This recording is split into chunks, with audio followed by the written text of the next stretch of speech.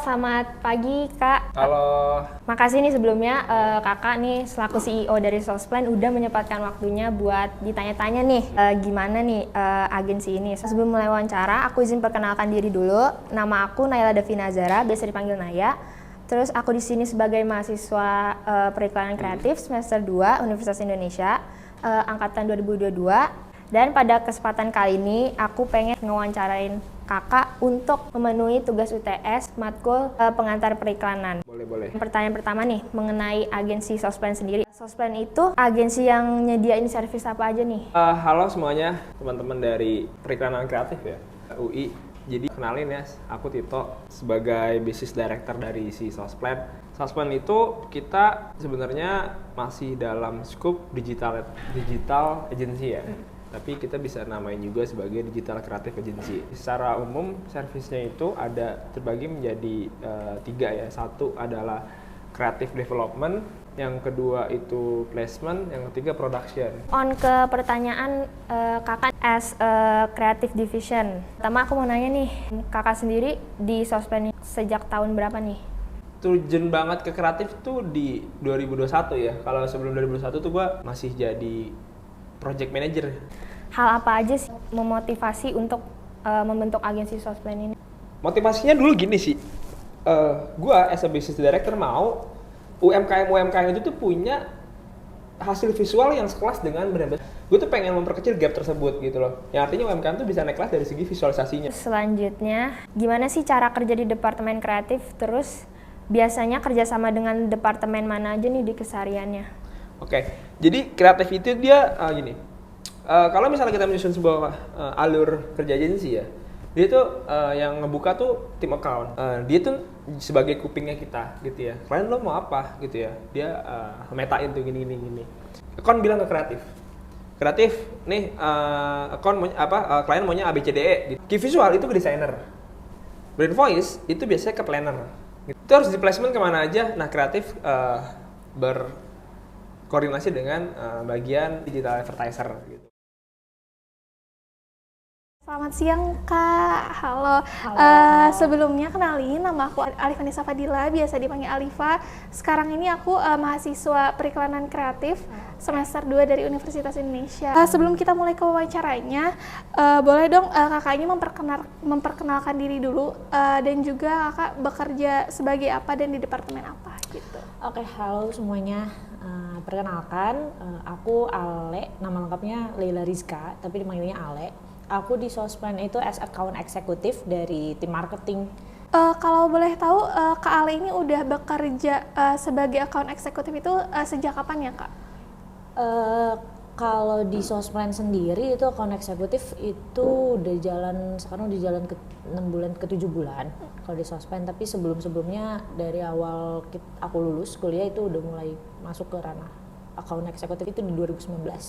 Oke, itu udah cukup lama juga ya Kak. Karena dilihat-lihat Kak Ale ini udah merintis karirnya sebagai account eksekutif itu sejak 4 tahunan nih. Apa sih yang menjadi motivasi atau ketertarikan kenapa sih pengen nih di posisi account eksekutif? Karena gini, account eksekutif itu pertama karena aku emang orangnya suka ketemu sama orang baru. Terus kayak aku suka banget enjoy untuk ngobrol sama orang baru, ketemu sama orang baru, kenalan dari berbagai jenis kalangan gitu kan ya. Itu sih yang jadi salah satu, oh ini kayaknya gue cocok nih buat kerja jadi account eksekutif gitu. Karena kan kerjanya account eksekutif itu kan nyari klien, ketemu klien, meeting sama klien kayak gitu kan.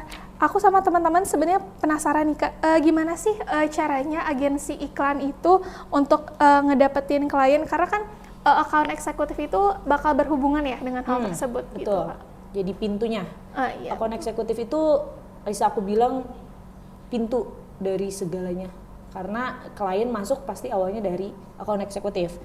Jadi account eksekutif itu bisa jadi ujung tombak klien masuk ke setiap agensi ya, agensi apapun itu. Karena aku misalkan untuk dapetin klien dari Sosplan itu banyak banget metodenya juga kan. Kayak dari itu ada direct message, itu dari by LinkedIn, atau langsung dari kita yang datang door to door ke perusahaan-perusahaan, atau mungkin kita juga ada strategi marketingnya lewat ads, kayak nyari klien lewat LinkedIn, tuh auto searching, tuh banyak dari leads masuk dari ads itu yang WhatsApp langsung ke HP, ke admin kita, kayak gitu tuh langsung aku yang proses. Dari situ kita langsung nanya lah kebutuhan mereka apa dan lain sebagainya. Kalau misalkan emang ada sistem pitching dan lain sebagainya, kita lakuin. Barulah dari situ goals, akun eksekutif tugasnya selesai. Halo Kak, sebelumnya perkenalkan nama aku Fanya, mahasiswa periklanan kreatif dari Universitas Indonesia. Dan kali ini aku minta izin nih untuk mewawancarai Kakak sebagai perwakilan dari tim Sosplan untuk bisa mengulik lebih dalam tentang gimana sih working life-nya selama bekerja di industri kreatif ini. Pertama mungkin boleh untuk Kakak perkenalan dulu dan Kakak dari divisi apa? Baik, perkenalkan nama saya Faren, biasa dipanggil Akew, saya posisinya sebagai content planner. Untuk Kak Faren, sejak kapan sih Kakak memilih untuk bekerja di bidang ini dan kenapa kira-kira alasannya? Kayaknya sih waktu kuliah di semester 5, karena kan semester 5 udah mau lulus dan juga udah mulai magang. Dan saya tuh dulu jurusannya pendidikan. Nah kebetulan gitu. iya saya pendidikan, mencari-cari dan karena saya suka nulis, akhirnya mulai itu kayaknya cocok nih dinulis. Akhirnya waktu itu sempat nulis artikel, sempat aktif di media juga dan akhirnya karena lebih seru kayaknya bikin konten yang kayak simple tapi kayak kreatif, akhirnya dari content writer mulai menjurus kepada copywriter. Jadi setelah lulus tuh udah ikut magang di agensi. Banget, oke. Untuk tugas utama sendiri, apa aja sih yang dilakukan di divisi planner ini Kak? Tugas utamanya tuh bikin konten. Pada akhirnya kontennya akan ada beberapa. Yang pertama biasanya bikin kalau misalkan Instagram feed, dia bikin copy visualnya, terus caption, feed, ada juga Instagram story. Instagram story kita bikin copy-nya dan juga fiturnya apa, terus konsepnya seperti apa. Kemudian ada juga Reels berarti kita bikin scriptingnya, terus juga nanti di visualnya ada kata-kata apa seperti apa, dan baru caption. Kalau lagi kerja pasti ada fase suntuknya atau bosennya atau mungkin kreatif block nih Kak. Kira-kira gimana sih cara Kakak ngatasin itu gitu? Buat saya sendiri tuh biasanya untuk writer's block tuh saya tuh nggak percaya ada writer's block karena ide itu dia tuh nggak ditunggu tapi harus dijemput. Jadi biasanya kalau misalkan lagi suntuk ya tentu ngobrol atau segala macam. Tapi kalau misalkan memang harus ada ide ya terus digali tuh. Jadi kalau misalkan benar-benar fokus itu ide bakal datang sendiri. Oke, selamat siang Kak. Sebelum mulai wawancaranya, mungkin aku memperkenalkan diri dulu. Nama aku Nadia Dwi Putri Mananda, bisa dipanggil Nadia. Aku sebagai mahasiswa semester 2 dari Prodi Periklanan Kreatif Vokasi UI Angkatan 2022. Mungkin sebelum mulai, boleh kali ini Kakak memperkenalkan dirinya dulu, namanya siapa, bekerja di departemen apa, dan sebagai apa nih Kak? Halo, aku Larasma, aku bekerja sebagai advertiser di Sosplan. Lanjut ya Kak, gimana sih caranya Kakak kerja di departemen media, khususnya di Sosplan Kreatif ini, tugasnya apa? Sebenarnya kalau kerja di bidang advertiser itu emang kita harus punya kemampuan dan wawasan yang luas. Kemudian dua, kita juga harus punya soft skill nih. Secara tugasnya sendiri, aku itu pertama bisa nyusun dari strategi ads, terus bisa nyusun KPI, dan juga hal-hal lain yang berkaitan dengan si advertiser itu tersebut.